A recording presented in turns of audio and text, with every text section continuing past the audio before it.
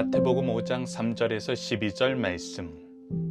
심령이 가난한 자는 복이 있나니 천국이 그들의 것이미요. 애통하는 자는 복이 있나니 그들이 위로를 받을 것이미요.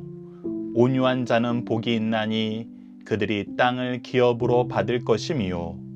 의에 줄이고 목마른 자는 복이 있나니 그들이 배부를 것이미요. 긍휼히 여기는 자는 복이 있나니 그들이 긍휼히 여김을 받을 것이미요. 마음이 청결한 자는 복이 있나니 그들이 하나님을 볼 것이미요. 화평하게 하는 자는 복이 있나니 그들이 하나님의 아들이라 일컬음을 받을 것이미요. 의를 위하여 박해를 받는 자는 복이 있나니 천국이 그들의 것임이라. 나로 말미암아 너희를 욕하고 박해하고 거짓으로 너희를 거슬러 모든 악한 말을 할 때에는 너희에게 복이 있나니 기뻐하고 즐거워하라. 하늘에서 너희의 상이 큼이라. 너희 전에 있던 선지자들도 이같이 박해하였느니라. 아멘.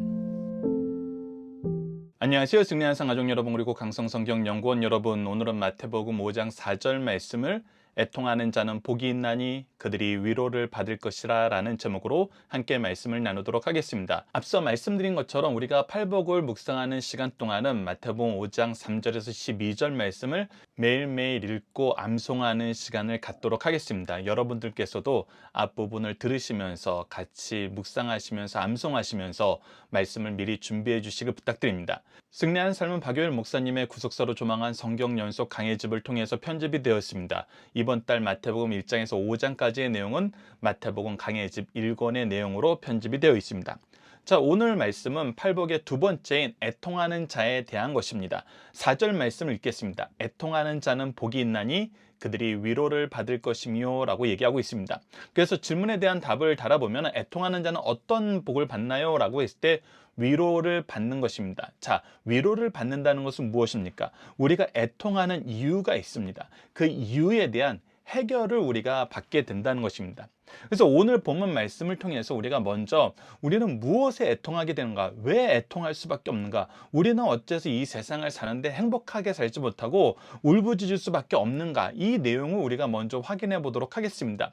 이미 우리가 지난 시간에 가난한 자라는 표현을 통해서 우리가 스스로 살 수 없고 스스로 일어설 수 없는 전적인 무능한 상태가 바로 이 가난한 상태였고, 오직 하나님의 은혜로만 우리가 살 수 있는 상태라는 것을 확인했었습니다. 그리고 그 원인은 바로 죄였습니다.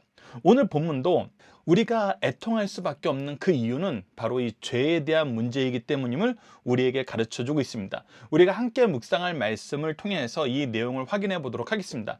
로마서 7장 18절에서 19절 말씀입니다. 내 속 곧 내 육신에 선한 것이 거하지 아니하는 줄 아노니 원함은 내게 있으나 선을 행하는 것이 없노라. 내가 원하는 바 선은 행하지 아니하고 되려 원하지 아니한 바 악을 행하는도다 라고 얘기하면서 우리가 이 죄의 문제에 대해서 이길 수 없음을 우리가 스스로 인식하고 괴로워할 수밖에 없다는 것입니다. 야고보서 4장 9절을 보십시오. 슬퍼하며 애통하며 울저다. 너희 웃음을 애통으로 너희 즐거움을 근심으로 바꿀저다. 이 야고보서 4장 말씀은 우리가 하나님 앞에 올바른 삶을 살지 못하는 거, 하나님을 인정하지 못하는 거, 이것이 잘못됐음을 알고 하나님께 간구하라는 것입니다. 하나님께 울부짖으라는 겁니다. 이 애통의 문제를 해결해 주실 분이 하나님임을 알고 우리가 근신하여서 하나님께 나아가야 된다는 것입니다. 더 나아가서 로마서 14장 11절로 12절을 보면은 기록되었을 때 주께서 이르시되 내가 살았노니 모든 무릎이 내게 꿇을 것이요 모든 혀가 하나님께 자백하리라 하였느니라. 이러므로 우리 각 사람이 자기 일을 하나님께 직구하리라 라고 얘기하면서 우리가 죄를 지었던 거, 우리가 잘못했던 거, 모든 사람이 하나님 앞에 무릎 꿇고 울부짖을 수밖에 없음을, 자백할 수밖에 없음을 얘기해 줍니다. 그런데 우리에게 얘기해 주시는 건 여기서 끝이 아니에요. 죄가 얼마나 심각한지 알고 죄의 문제를 내게 해결할 수 없는지 아는 우리들에게 하나님은 복을 주신다는 것입니다. 그 복이 무엇이냐면 바로 위로의 복입니다. 어떻게 우리의 울음이 위로로 변하게 될까요? 이 부분도 우리가 성경을 통해서 확인해 보도록 하겠습니다. 먼저 로마서 7장 25절에서 8장 2절 말씀입니다. 우리 주 예수 그리스도로 말미암아 하나님께 감사하리로다. 그런즉 내 자신이 마음으로는 하나님의 법을 육신으로는 죄의 법을 섬기노라. 그러므로 이제 그리스도 예수 안에 있는 자에게는 결코 정죄함이 없나니. 자, 분명히 얘기합니다. 내가 마음으로는 하나님의 법을 더 따르고 싶어 하는데 내 육체는 연약하여서 나는 그것을 죄를 이길 수 없어서 죄의 법을 따르는데, 이제 내가 어떻게 변하냐면 그리스도 예수 안에 있는 자에게는 결코 정죄함이 없나니. 예수 그리스도 안에 있는 자에게는 이 연약함이 우리가 징계받는, 우리가 벌받는 내용이 될 수 없다는 것입니다. 왜 그러냐면 이는 그리스도 예수 안에 있는 생명의 성령의 법이 죄와 사망의 법에서 너를 해방하였음이니라. 왜? 생명의 성령의 법이 예수 그리스도의 구속의 완성으로 말미암아 우리에게 충만하게 부어져서 우리가 죄로부터 해방을 받게 됐다는 거예요. 우리의 울음의 원인이 해결돼 버렸다는 거예요. 요한일서 5장 4절에서 5절 말씀을 봅시다. 무릇 하나님께로 난 자마다 세상을 이기느니라. 세상을 이기는 승리는 이것이니 우리의 믿음이라. 예수께서 하나님의 아들이심을 믿는 자가 아니면 세상을 이기는 자가 누구냐. 자, 우리가 죄 때문에 울게 되었어요. 죄로 인한 심판 때문에 울게 되었어요. 죄로 인해서 연약해진 것 때문에, 무능해진 것 때문에 울었어요. 근데 예수님이 죄를 이기시고 이 승리를 우리에게 허락하셨어요. 우리가 함께 누리게 하셨어요. 성령의 법으로, 생명의 성령의 법으로 우리를 해방시키시고 승리하는 일꾼으로 다시 세워주셨어요. 그래서 우리의 애통이 위로받게 돼요. 근데 여기서 끝나는 것이 아닙니다. 하나님의 복이 내 문제를 해결하는 데서만 끝나게 하지 않아요. 자, 여러분들, 우리는 혼자 살지 않아요. 우리는 홀로 이 땅에 오지 않았어요. 부모님을 통해서 왔고 우리를 통해서 자녀를 양육하게 하셨어요. 이 부분은 영적인 부분도 연결돼요. 우리에게 영적인 스승이 계셨고 영적인 부모가 계셨고 영적인 자녀가 있어요. 그래서 바울처럼 육적인 자녀는 없는 사람도 영적인 자녀는 많이 나왔어요. 그런데 우리가 홀로 있지 않다는 이 부분에 의해서 4절의 애통이 자연스럽게 확장되게 돼요. 내가 육신의 부모를 통해서 이 땅에 태어났는데 우리 육신의 부모가 예수 그리스도를 모른다면, 이 죄와 사망의 법에서 해방되지 않았다면 우리는 어떻게 해야 할까요? 우리는 나는 해방됐으니까 괜찮아 하고 즐겁게 지낼 수 있을까요? 아니면 내 육신의 자녀가, 나에게 맡겨진 영적인 자녀가 아직 이 죄와 사망의 법에서 해방되지 못했다면 나는 나의 자유로움을 자랑하면서 혼자서 즐기면서 살 수 있을까요? 내가 너무나 사랑하는 내 배우자가 아직 죄와 사망의 법에서 해방되지 않았다면 내가 웃고 즐길 수 있을까요? 아니라는 것입니다. 애통할 수밖에 없다는 것입니다. 첫 번째는 나의 죄의 문제 때문에 애통했지만, 두 번째는 내가 받은 은혜를 나에게 맡겨진 영혼, 나를 있게 한 그 모든 관계 안에 있는 사람들이 누리지 못함을 우리는 애통할 수밖에 없다는 것입니다. 왜 그런지 아세요? 하나님은 사랑이시고 우리가 죄의 문제 해결이 하나님의 사랑으로 말미암아 해결됐음을 깨닫고 하나님의 자녀로서 우리에게도 이 하나님의 사랑이 넘침을 경험하게 되면은, 아무리 내가 사이가 안 좋고 정말 큰 과거에 상처가 있어서 다시 보지 않기로 했던 내 혈육이라도 이 애통의 문제가 해결됐을 때, 우리가 위로받게 하셨을 때 우리로 다시 한번 사랑으로 살게 하신다는 것입니다. 하나님처럼, 예수 그리스도처럼, 성령처럼 그분들이 우리에게 보여준 사랑으로 살기 때문에 사랑해야 될 의무가 있는 사람들을 향한 애통으로 자연스럽게 확장되게 됩니다. 그래서 이 애통은 확장되는 역사가 있습니다. 그것을 우리가 마태복음과 요한복음을 통해서 확인합시다. 마태복음 5장 44절을 보십시오. 나는 너희에게 이르노니 너희 원수를 사랑하며 너희를 박해하는 자를 위하여 기도하라. 더 나아가서 예수님은 뭐라고 말씀하셨냐면, 사랑해야 될 의무가 있는 사람뿐만 아니라 원수라도 그들의 죄의 문제에 대해서는 우리가 함께 애통해 줄 수 있어야 된다는 겁니다. 우리가 애통하면서 기도해야 된다는 것입니다. 그리고 나서 요한복음 16장 20절로 23절 말씀에는 놀라운 말씀이 기록되어 있습니다. 내가 진실로 진실로 너희에게 이르노니 너희는 곡하고 애통하겠으나 곡하고 애통하겠으나 우리는 울부짖게 돼요. 우리가 예수 그리스도의 복음을 소유한 자가 됐는데 우리가 울부짖을 수밖에 없어요. 왜? 세상 때문에, 세상을 위해서. 세상은 기뻐하리라 너희는 근심하겠으나 너희 근심이 도리어 기쁨이 되리라. 여자가 해산하게 되면 그때가 이르렀으므로 근심하나 아기를 낳으면 세상에 사람 난 기쁨으로 말미암아 그 고통을 다시 기억하지 아니하느니라. 자, 그래서 우리가 뭐예요? 우리에게 새 생명 주심을 통해서 우리의 애통이 위로를 받는다는 거예요. 그래서 4절에 첫 번째 애통의 위로는 내가 하나님의 은혜로 자유함을 받았다는 것이 첫 번째 위로예요. 그러나 우리의 애통이 거기서 멈출 수가 없어요. 멈춰지지 않아요. 사랑해야 될 의무가 있는 사람들, 나에게 하나님이 맡기신 사람들을 위해서 다시 애통할 수밖에 없어요. 그런데 하나님께서 뭐예요? 그들의 생명을 구원해 주시는 이 위로의 역사를 우리에게 허락해 주신다는 거예요. 지금은 너희가 근심하나 내가 다시 너희를 보리니 너희 마음이 기쁠 것이요 너희 기쁨을 빼앗을 자가 없으리라. 이 애통의 위로는 뺏기지 않는 위로로 우리에게 온다는 것입니다. 그날에 너희가 아무것도 내게 묻지 아니라 내가 진실로 진실로 너희에게 이르노니 너희가 무엇이든지 아버지께 구하는 것을 내 이름으로 주시리라. 무슨 뜻입니까? 우리가 죄의 문제를 위해서 애통함으로 드리는 기도는 반드시 응답해 주신다는 것입니다.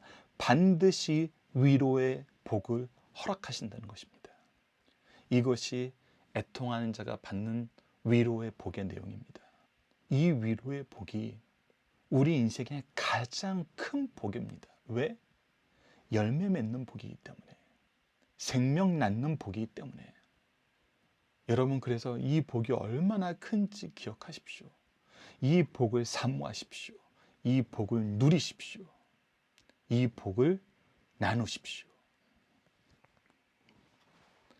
자, 문답으로 나누는 중심 사상을 하나씩 확인해 보도록 하겠습니다. 앞서 말씀드렸던 것처럼 여러분들 앞에 우리가 묵상했던 팔복의 말씀 전체 3절에서 22절까지, 그리고 오늘 본문 말씀인 4절, 이거는 꼭 암송까지 해주시고 함께 묵상할 말씀도 여러분들께서 다시 한번 한 절 한 절 책을 통해서 읽으시면서, 혹시 여러분들이 박유일 목사님 강해집을 가지고 계신 분들은 마태복음 강해집도 읽으시고 함께 묵상할 말씀이라고 여러분들께 소개된 그 해당하는 말씀에 대한 설교도 강해집도 꼭 확인해 보셔서 여러분들의 말씀의 깊이를 더하시는 시간, 여러분들이 말씀과 더 가까워지는 시간을 꼭 가지시길 부탁드립니다.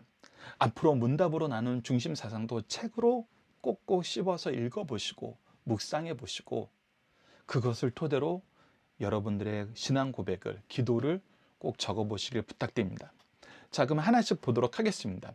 하나님의 구속의 은혜를 받은 사람은 무엇에 대하여 애통합니까? 죄에 대해서 애통합니다. 그래서 예수님이 내 죄를 위하여 십자가를 지셨다라는 대속의 은혜를 기뻐하며 고백하는 자에게 복이 있다. 박유일 목사님이 가장 중요하게 여겼던 구호가 세 가지가 있죠. 첫 번째는 태초에 하나님이 천지를 창조하시니라. 바로 창조신앙. 두 번째가 예수님이 내 죄를 위하여 십자가를 지셨다. 대속신앙. 세 번째가 사도신경은 나의 신앙법이다. 바로 말씀 중심, 구속사 중심의 신앙. 이 세 가지예요. 이것을 여러분들도 기억하시면서 오늘 이 죄에 대한 애통, 예수님이 내 죄를 위하여 십자가를 지셨다라는 대속의 은혜를 우리가 기뻐하면서 고백하는 자가 복이 있다는 것을 기억하셔야 됩니다. 복이 있는 자는 자기 죄를 발견하니 슬퍼하게 되고 죄의 결과를 알고 보니 애통하게 됩니다. 구속주 예수를 찾고 보니 내가 그를 찾아온 것이 아니라 주께서 나를 찾아주셨고 십자가로 나의 죄를 속죄하심을 생각할 때 크나큰 위로를 받게 된다는 사실을 깨닫게 하는 말씀입니다. 우리가 팔복을 어제 나눌 때에도 우리가 가난함을 인식할 수 있는 거, 회개할 수 있었던 거, 그분이 우리를 찾아오셨기 때문이라는 거. 그래서 이 복은 우리가 잘해서 받는 것이 아니라 그분이 오셔서 우리에게 허락하신 거라는 거, 넘치도록 허락하신 거라는 거 우리가 기억하면서, 그래서 우리가 은혜의 빚진 자, 은혜를 받으면 받을수록, 복을 받으면 받을수록 겸손할 수밖에 없는 자라는 것입니다. 두 번째, 우리의 영적 무능력은 우리를 좌절하게 하는가? 결코 그렇지 않다는 것입니다. 영적으로 자기 문을 깨닫고 슬퍼하는 자는 복이 있습니다. 주께서 가르쳐 주신 기도문 첫머리에 우리로 하여금 아버지의 이름이 거룩히 여김을 받으시라고 합니다. 그런데 우리는 종종 자신이 하나님의 영광을 위해 살지 못하고 있음을 보게 됩니다. 이처럼 자신의 무능과 연약함, 더 나아가서 악함까지 발견할 때 자기에 대해서 슬퍼하게 됩니다. 이런 자들은 주께서 곧 채우시고 고쳐주심으로 위로를 받게 된다는 것입니다. 애통하는 자는 위로받습니다. 세 번째입니다.